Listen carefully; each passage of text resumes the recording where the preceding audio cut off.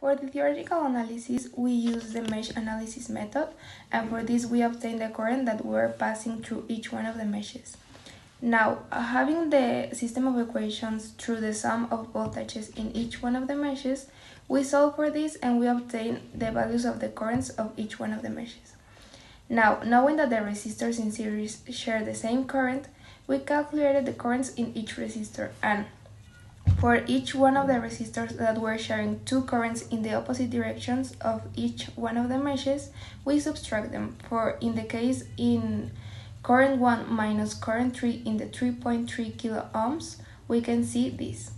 Now, having the values of each one of the currents in each resistor, we calculated the voltages in them. For this, we use the Ohm's law, having that the voltage is equal to the resistor times the current, obtaining each one of the values of voltages in the resistors.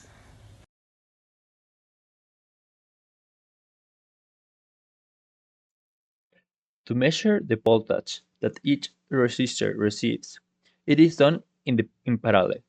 What we did was connect the multimeter to the resistors, placing each of the test leads on one of the edges of the resistor. After turning on the multimeter and configuring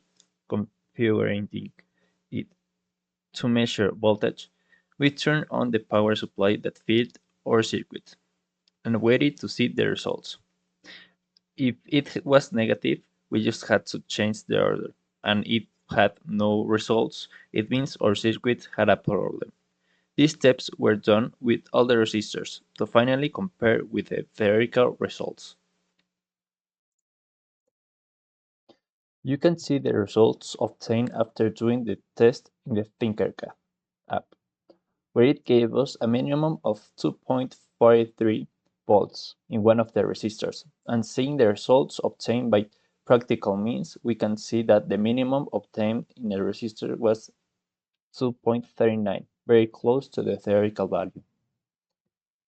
So the construction of the circuit was on the simulator Tinkercad, and we have connected all the resistors as is indicated on the diagram, and the voltage measurement was realized on parallel as the teacher indicates, and a case opposite of the current measurement because we have quit or cancel one of the cables and replace it with one of the cables of the multimeter, closing the circuit this way, and so measuring the current flowing in that point or that resistor.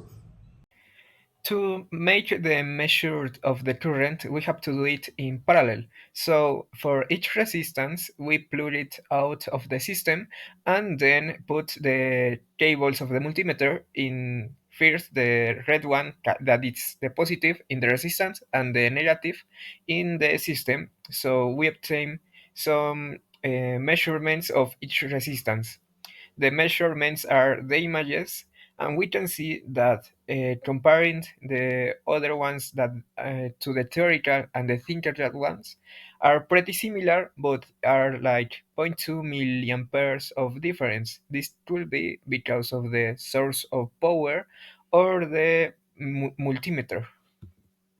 Thanks to the content seen in this course, I was able to understand how a circuit works and what are the laws that are behind the calculation of measurements, such as the current and voltages in a circuit.